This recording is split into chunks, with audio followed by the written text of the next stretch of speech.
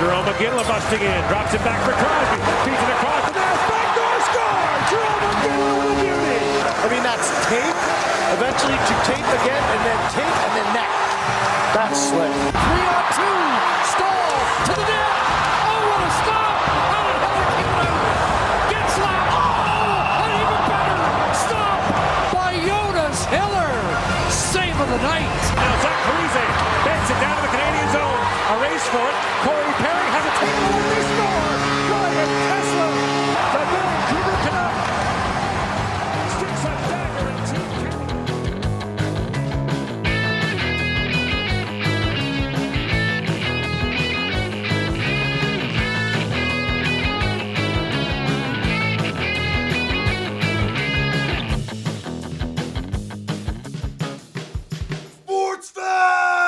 It is Sportsfeld Storytime. We are taking you back to February of 2010. Where were you when? It is the 2010 Winter Olympiad. We are talking about, of course, the gold medal game, Canada versus the USA. An instant classic, one of the all-time games where if you were a Canadian hockey fan and you were watching this game, you generally, I think, and I don't try to overuse this, I think this is one of those ones where people will remember where they are and what they were doing their entire lives when if they watch that game.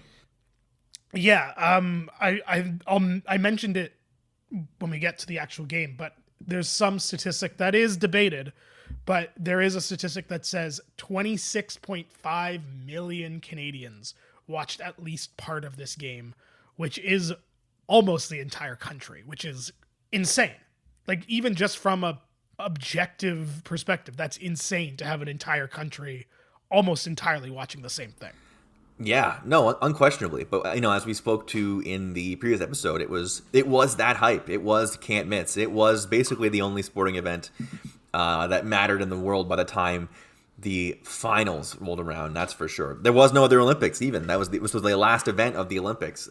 Canada sort of booked it that way so that the gold medal hockey game would be the crown jewel, would be the closing ceremony, would be the last event, and it lived up to the hype, which is really all you can really ask in these sort of situations. We went over the roster a little bit in the last episode just to sort of refresh your memories. Brodeur, Fleury, Luongo, and net. Your defensemen, Boyle, Doughty, Keith, Niedermeyer, Pronger, Seabrook, and Weber. Forwards, Bergeron, Crosby, Getzlaf, Heatley, Iginla, Marlowe, Morrow, Nash, Richards, Perry, Stahl, Toronto Maple Leafs legend Joe Thornton, and Jonathan Toews. A heck of a team. A lot of guys in their early 20s to mid-20s, which is, how you win hockey tournaments. Canada looking pretty stacked, not going to lie. That's a pretty stacked team. I don't know that the results totally matched up with what we expected, especially out of the gate. They did win their first game. They played Norway in game one, and that is not too surprising that they dominated Norway. A hat trick from Jarome McGinley, 2 from Heatley. Danny Heatley was really, really, really good at hockey. People forget. No, they don't. People know. He is sort of, I feel like, of that era, kind of a guy who doesn't get mentioned maybe as much as some of the other, like him and Jason Spezza played together. Yes. And Spezza is like still, like, obviously he's still playing, which helps. But like Spetz is like, okay, it's Jason Spezza. He was a legend for a while. And like Heatley was extremely good then too. 42-15 your shots in game one. Looking at this lineup, not even recognizable Norway players. Not, sometimes there's a guy here or there that you're like, oh, well, Matt Zuccarello. How about that? How about Matt Zuccarello playing for Team Norway at 23 years old?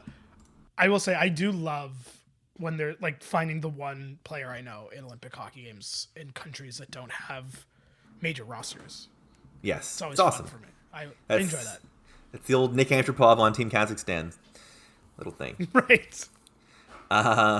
Game 2 of this tournament, Canada against Switzerland, a 3-2 win. Switzerland, one of those sneaky teams that I feel like always plays Canada well at every level. I mean, maybe that's maybe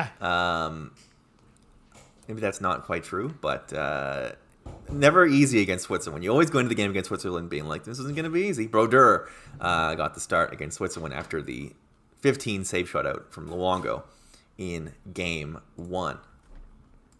I remember there was, because it's Canada, so of course the narratives and the takes have to be being fired off consistently and constantly at all times. I remember the takes around this game or after this game, I should say, and going it like you read off the roster, and like people weren't confident in this team. It was like they lost in a completely different tournament with a completely different roster 4 years ago, and everyone was like, Canada's gonna fuck it up again. It's very odd in retrospect. And it was a shootout, as you astutely point out in the notes, a shootout win for Canada, which, you know, you need to be beating Switzerland, but the same way you beat Norway. That's sort of anything less than 8-0 would be disappointing. But this is also, you know, coming out of 2006 and coming out of a similar timeline with some disappointing. Remember the World Juniors? They finished like 8th in the World Juniors, and it was like referendum on the game. Right. This was the timeline Right. where like Canada wasn't allowed to not be great at hockey. It was a major new, like, now if Canada lost at hockey, I feel like we would just sort of shrug and move on with our lives. Like, did Canada win the juniors this year? I don't even know. I couldn't tell you. But when they lose the juniors now, we sort of shrug.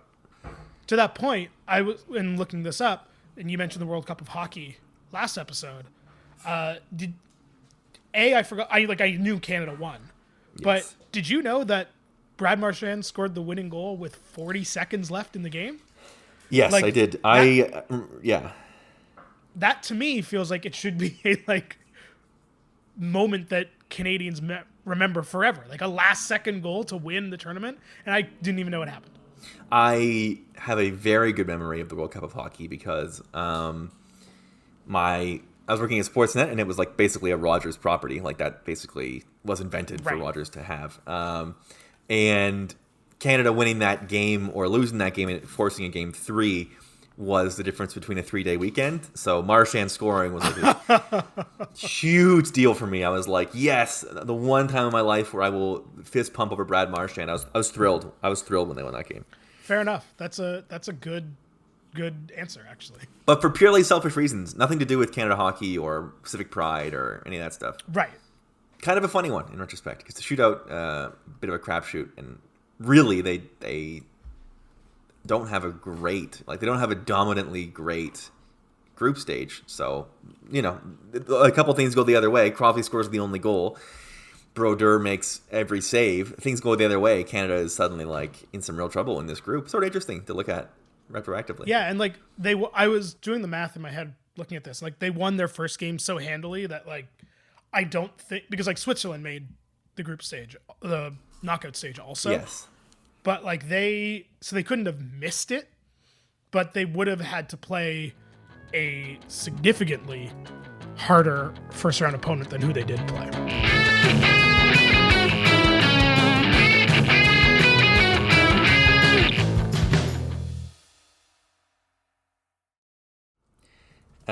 The third game of this round robin is the prelude to what would be the big bad wolf at the end of the tournament on Sunday.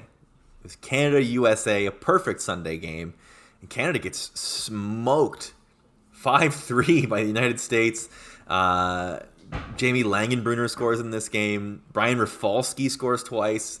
Remember some guys. Ryan Kessler scores in this game. Chris Drury, who seems to score a big goal every game ever. We will get a little deeper into Team USA a little later on, but it is still like Canada loses 5-3, but they do outshoot the United States 45-22. Brodeur not great, but a bit of an early scare, and you know, just enough. The old Canada needs a wake up call. This was a big doubt, and Brodeur a questionable. Is Martin Brodeur all washed up? This was the big question after Canada fell to the United States. Yeah, and because like I remember going in, obviously Luongo was at. This is like, A, it's in Vancouver, and B, this was like prime Luongo narrative time. This was, can he get it done in the big games despite probably being the best goalie in the world at this time?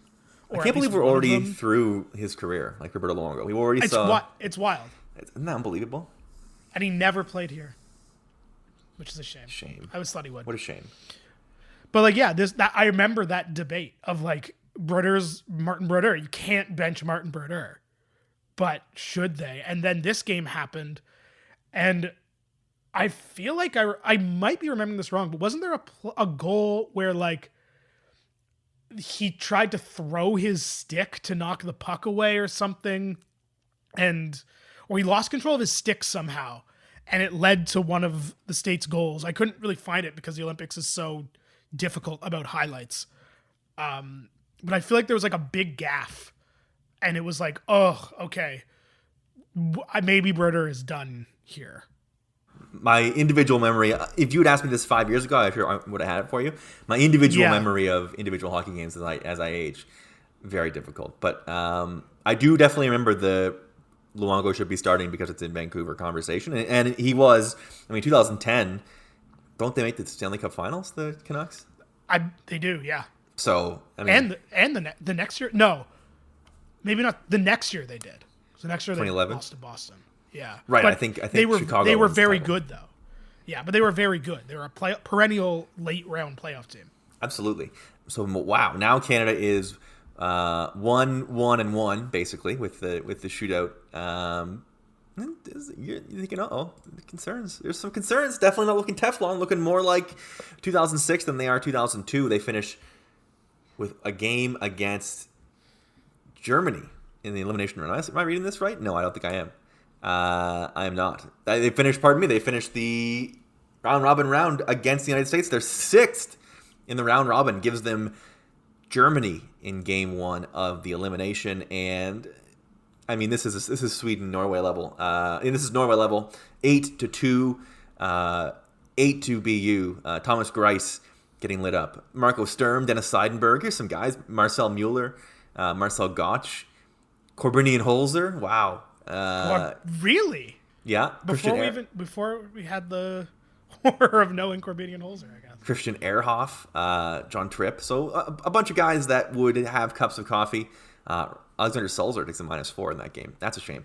But Canada sort of reestablishing themselves as a team to beat if they're playing a very bad team. The question becomes, can they beat a very good team? But this was a no-doubter over before it started. Ginla with 2, Crosby with 1, Niedermeyer, Richards, and Maple Leafs legend Joe Thornton also scored in this one. Luongo, 21 saves on 23 shots. The Canadian hockey team is through, and who is waiting on the other side of the door in their quarters but the Russians? Team Canada trying to beat the Russians or / the Soviet Union for the first time. In 9 tries, they haven't beaten them since 1960 Squaw Valley. Here we go. He'll come in over the line. Boyle sweeping in. Center scores! Ryan Getzlaff leads Team Canada in shots. Hinkley drops. Dan Boyle scores! 3 Team Canada players to the attack. Rick Nash scores! There's Moore again. To the front. The ball comes down and scores! Brendan Moore! 4-1. Canada-Russia for a shot at the semifinal. That is what it's all about. When you're dreaming up the Olympic hockey, you're dreaming up Canada versus Russia. They lost only 1 game in the round robin, and it was an overtime. You talked about the hard road they had to go through. Finishing 6th means they had to play Russia. They could have, the other option, the Switzerland you talked about, the road they took. Switzerland played Belarus and then the United States. So it was either going to be Russia or the United States in their second round, and it was Russia. Yeah, this was really, like, you want to talk narrative perfect storm-wise. It got kind of upset because Slovakia won their quarterfinal matchup, but they were a Slovakia loss away from having to go Russia, Sweden, USA. Crazy. To win gold. Crazy. Luongo in net again, nerves high. Yeah, I remember this one. This one felt big. This was like the team's not very good. Ovechkin was, I think, going crazy in this tournament. The Russians were very good. I remember that. And it was a tense game, or a tense feeling before the game. And then immediately it became not a tense And game. then puck drop, baby. And the Canadians flying. It is a 4-goal first period. No problem. Getzlaff, 2:21. Boyle at 12:09. Nash at 12:55. Early in the second period, it's 6-1 Canada. They cruise on a scoreless third, cementing themselves into the semifinals and really locking in Luongo as the guy in net. I mean, you beat Russia 7-3. You're the goalie going forward. Yeah, and I remember this game feeling like one of those games where you sort of can't believe it's shaking out the way it is. Like, I remember I watched at my friend John's house, and like when they went up 3-0, it was just that feeling of like, oh, okay, Yeah. this is fine. That brings them to the semis, which was supposed to be the close game that we expected to have against Russia. It happened against the Slovaks, a 3-2 game on February 28th. The Slovaks, man, this is a low-key, really good team. I mean, really good.